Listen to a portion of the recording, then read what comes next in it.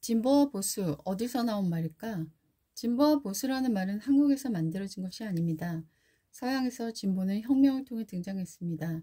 1789년 프랑스의 국왕 루이 16세에 반기를 든 시민들이 혁명을 일으켜 왕정이 무너뜨리고 공화국을 세웠습니다. 그 뒤에 만들어진 국민의회는 공화국을 이끌 새로운 정치 질서를 수립하라는 요구를 받았지만 그 내부에는 여전히 국왕을 지지하는 왕당파와 귀족들이 존재했기 때문에 의회는 언제나 시끌벅적한 논쟁이 있었습니다. 서로 격렬하게 논쟁을 벌이며 표결을 하다 보니 자연스럽게 같은 입장을 갖고 있는 사람들이 모여 앉게 되었고 공화파는 왼쪽, 왕당파는 오른쪽, 그래서 좌파 우파라는 개념이 생기게 되었습니다. 그러면서 좌파 우파의 특징도 자연스럽게 만들어졌습니다. 신분 질서와 계급 사회를 허물고 평등을 지향하는 건 좌파, 옛 것을 고집하는 건 우파, 이런 식으로 말입니다. 프랑스 대혁명 이후 공화국을 요구하는 입장에서 한 발 더 나아가 사회주의를 주장하는 운동이 등장하면서 좌파와 우파는 하나의 이념으로 만들어지기 시작했습니다. 그렇다면 좌파는 진보, 우파는 보수일까요? 전 세계 곳곳에 혁명이 발생하던 19세기 상황에서는 분명히 그랬습니다. 혁명을 지지하는 쪽은 진보, 혁명을 반대하는 쪽은 보수였습니다. 진보는 프랑스 대혁명 이후 인간의 자유와 평등, 박애를 부르짖는 입장을 대변했습니다.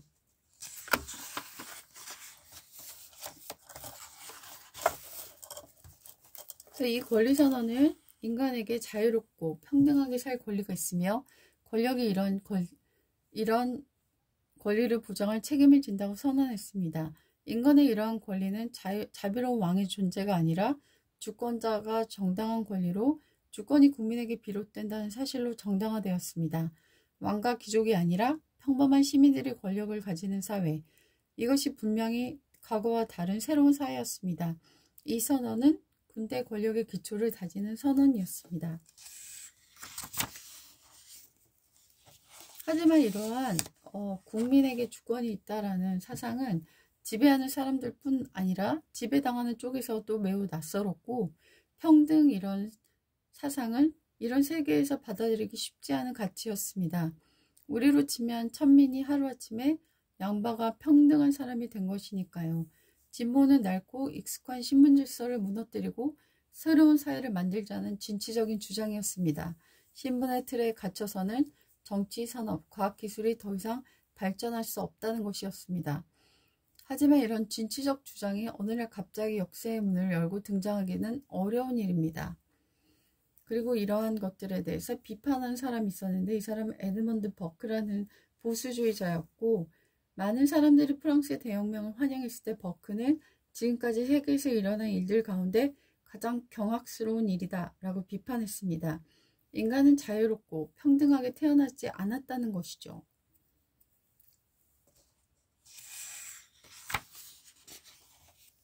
인간의 능력과 역할이 다르기 때문에 그에 따른 위계 질서가 만들어진다는 것은 다 필요해서 만들어졌다라는 것이고 버크가 모든 사회 변화를 거부한 것은 아니나 버크는 과거의 경험이 누적된 전통을 존중해야 하며 정치도 역시 그러한 전통 속에 구성되어야 한다고 믿었습니다.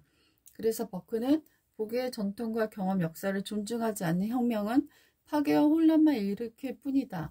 그리고 더구나 당시 계몽주의는 인간의 이성이 새로운 길을 개척하리라고 봤지만 버크는 인간에게 더 많은 영향을 미치는 것은 이성이 아니라 편견이고 편견은 경험이 누적된 것이기 때문에 무조건 무시될 수 없다라고 여겼습니다.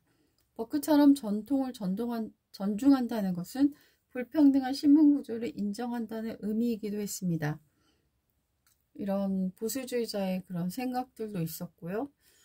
프랑스 대혁명 이후 진보의 사상은 사회주의라는 더 구체적 이념을 만들기 시작했고 이것은 러시아 혁명에서 일어난 니콜라이 2세를 폐위하고 레닌이 이끄는 좌파들이 10월에 다시 혁명을 일으켜 사회주의 정부를 수립합니다. 레닌은 카를 마르크스의 사회주의 이론을 따르는데 생산수단의 국유화, 계획에 따른 생산 소비를 주장하며 노동자와 그들을 대변하는 조직이 이끄는 혁명을 이끌었습니다. 신분이나 재산에 차별 없는 평등한 세상을 만들겠다는 사회주의 진보를 대표하는 이념이 되었습니다. 사회주의가 진보의 전부는 아니었으나 불평등에 분노해온 사람들을 매혹시킨 것은 분명했습니다. 1789년 혁명을 주도했던 부르주아는 왕정에 비해 진보적이었지만 1917년 혁명을 일으켰던 농민 노동자에 비하면 보수적이라고 할 수 있습니다. 신분의 자유, 국가의 간섭을 받지 않는 영리활동, 소유권의 주장을 하는 부르주아지는 사회주의를 반대하며 그 세력의 확장을 막으려 했습니다. 그래서 20세기는 자본주의와 사회주의를 대변하는 두 진영이 첨예하게 대립한 시기입니다.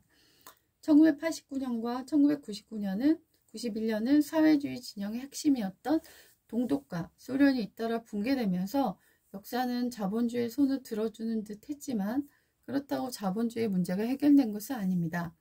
토마 피케티라는 경제학자가 21세기 자본이라는 책에서 지적했듯이 자본주의의 경제성장에 불평등을 심화시켰고 소수의 부자들이 부를 독점하며 빈부격차를 늘려왔으니까요. 빈부격차는 20세기의 신분질서라고도 말합니다. 계속해서 누적되어 온 심각한 빈부격차는 진보와 보수 모두가 풀어야 할 중요한 숙제가 되었습니다.